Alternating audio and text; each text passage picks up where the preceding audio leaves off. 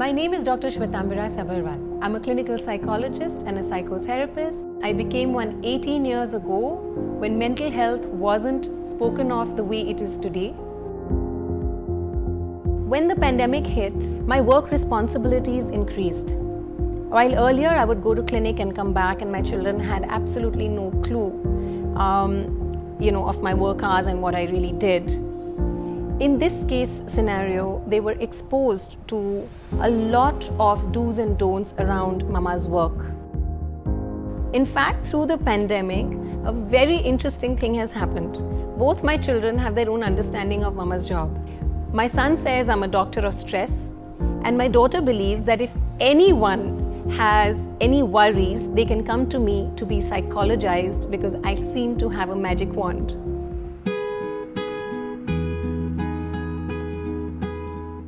I think 2020 people were largely struggling to cope with the inertia, constantly looking back at their shoulders, where they wanted to go, where they're coming from. There was a lot of disorientation. There was how do we work from home, online schooling, how do we parent 24/7. There were of course panic and anxiety concerns.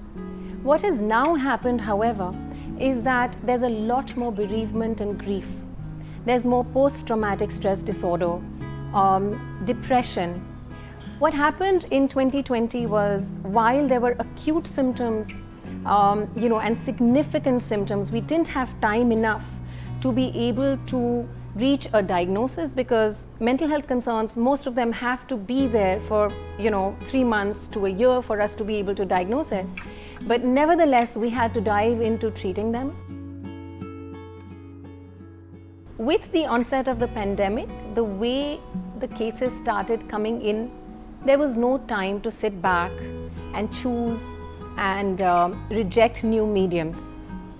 It was challenging in the sense that there was tremendous amount of strain time-wise, but I just picked up the phone and I dived in. One would assume that not being able to get out of your own home environment, not being able to disconnect from your problems, concerns, and come and see a psychologist to be able to have a therapy session in a separate, safe setting would not work. I was pleasantly surprised when this actually worked for my clients because instantly, not only was I being able to see them, I was able to see them in their environment. They felt comfortable, they felt connected in a different way, and I think few more minutes on that rapport, on getting them comfortable, not just with their own environment, but also sharing my own because they could see mine as well, did help with forming a connection. One of the things that I had to also start doing is a lot of group work, small meeting rooms, large webinars. People needed to talk. And it was such a pleasant surprise. This really hit off a nerve where people felt connected. I think to be in a meeting room with several others who are experiencing the same concerns, same problems, really made people feel that they're not alone. March and April 2020, there was a very big influx of cases and it became physically impossible to do therapy with those many cases. And this one evening I was sitting down, struggling to figure, how I should work this around. Should I reduce the time period of every session so that I can see more? And my 11-year-old son walked in and he said, "Have you not heard of Instagram?" Within the next 10 minutes, he made me an account and he insisted that I start putting some self-help information out there for people to listen to.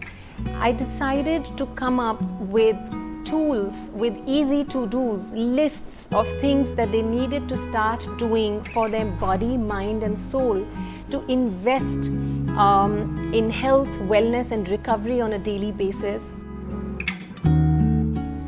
I don't put any pressure on positive thinking, but optimism is something I truly believe in. Optimism isn't easily and clearly understood. It is not positive thinking. It is not denying pain. It is acceptance of it. It is knowing that today and this reality is the best that there can be for me. One of the things that I also believe that will help us all significantly, especially post-pandemic, is a deep and meaningful connect with yourself. We forgot to be true to who we are, and that is the birthplace of a lot of stress and mental health related concerns. And so going back to being who you are, knowing who you are, embracing who you are is extremely important.